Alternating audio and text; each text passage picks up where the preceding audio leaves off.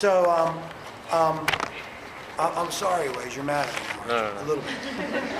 Can I say something else, too? Sure. That when I was watching this last night on YouTube, I looked pretty fat in this. You know, is there anything you can do about that? Take a step back. Take a step back. I look like I was weighed 500 pounds.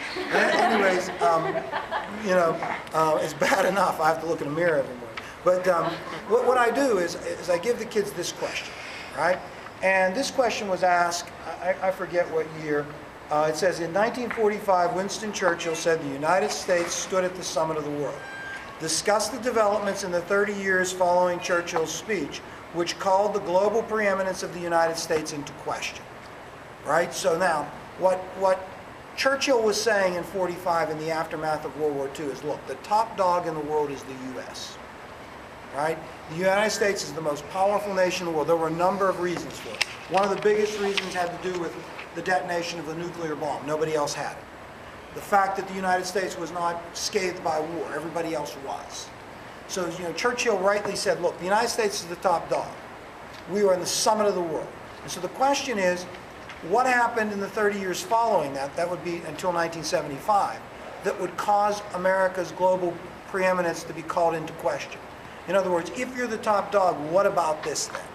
What challenges that position? Now, I'll make it easy for you. These things on this list are all things that challenge America's global preeminence. So then what you're going to do is you're going to write an essay. And the thesis of your essay is going to be, these three things challenged America's global preeminence. And you're going to pick one from the 50s and 60s, one from the 60s and 70s, and one from the 70s. Right? So you're going to pick one from each of these categories. Okay? And so you're going to say in your thesis, the U-2 plane incident, the Vietnam War, and the OPEC oil embargo challenged America's global preeminence. Now, in order to make that argument then in the body of your paper, you're going to explain how those events challenged America's global preeminence. So you're going to write a 5-paragraph paper, basically, right?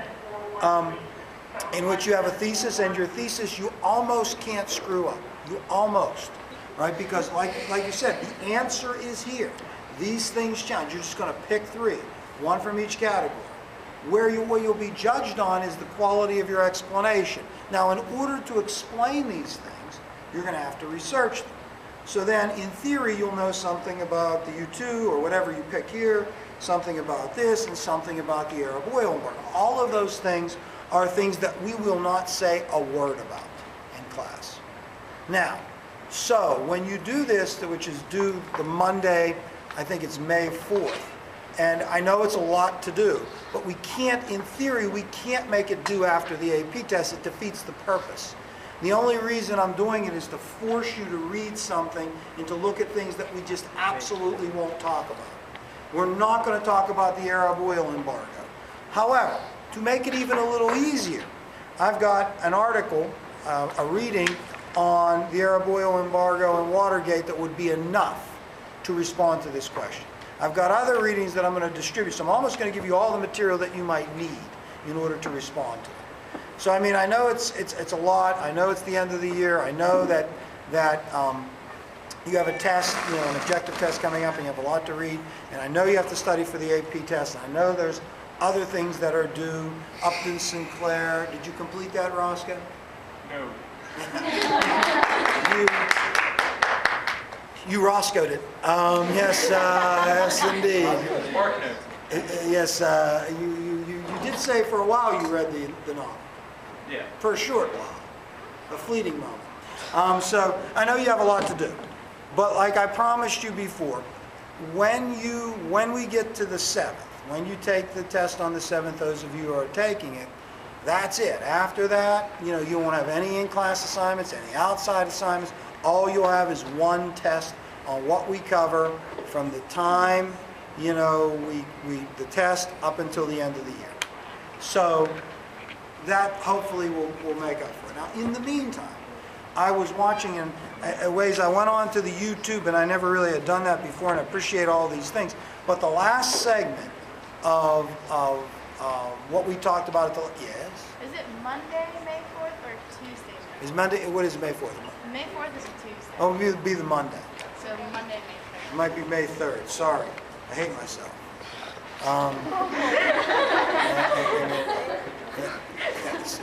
Tina, what's wrong? You mad? Don't say it. Yeah. I have a very low self-esteem. All right? Now, yes. No partner, you're on your own. No. Roscoe, because that would defeat the purpose. Because what you kids do when you have a partner is you divide things up. It's resourceful, but it defeats the purpose. Me and Mayo, we do each paragraph together. Yeah, I bet. I bet you probably never even see his paragraph until you're stapling it together. All right. Now, when I watched the last 4 minutes of the last review session, that was pretty nice. Although I was kicking myself because I figured this is out on cyberspace, and I did make a mistake. I said, you know, I was talking about the Declaration of Independence, and then we really breezed through the Revolutionary War. But I said there were 10,000 ships in New York Harbor in June of 1776. I mean, that would be a lot of ships, 10,000. I think it was more 10,000 soldiers and 500 ships, right, in the harbor. So I was thinking 10,000 ships. Gee, I mean, there would all there would be is wood in the harbor. So that is not true. There was not 10,000 ships. It was 500 ships, about 10,000 troops. But it's still, and the context of that was, okay, you know, the king had declared the colonists in a state of rebellion. He intended to send an army to put down that rebellion, to crush the insurrection, to stop the movement for independence. America had declared themselves independent, and basically they intended to fight England's attempt to suppress that rebellion. That was the Revolutionary War. The Revolutionary War was America finally deciding, the 13 colonies finally deciding to declare themselves independent. Britain is unwilling to recognize that. And so what Britain does is decide to send an army and a navy to crush that insurrection. And the war was Britain's attempt to do that. And, you know, we talked about the nature of that. You know, I mean, that kind of war, on some level, favored the colonists because they didn't have to win. I mean, colonial America only had to fight long enough to get the British to give up. And, you know, we talked about how the British are going to fail to crush the rebellion in the winter of 1776. You know, in the winter of 1776, could the Howe brothers have gone and crushed Washington's army? Would everything have come unraveled there? They do not. Washington crosses the Delaware, and when he does, he has these kind of minor victories, which are enough to keep sort of the colonial cause going. In the spring offensive of 77, we said significantly the colonists win a major battle at Saratoga, and we argued that Saratoga is the only battle that you really need to know, because that battle brings France into the conflict. And when France comes into the conflict, recognizes America as an independent country, and supplies the Americans with the things that they need, a navy, money, arms, etc., and causes England, or causes a broader war, we said this kind of assures that eventually the colonists are going to be successful, and that's what happens. You know, the war moves to the south, and eventually the southern offensive also fails to crush the rebellion. And after the Battle of Yorktown, which is the surrender of yet another British army in 1781, hostilities kind of cease, and the negotiations for the peace open in Paris. Those negotiations are concluded in 1783.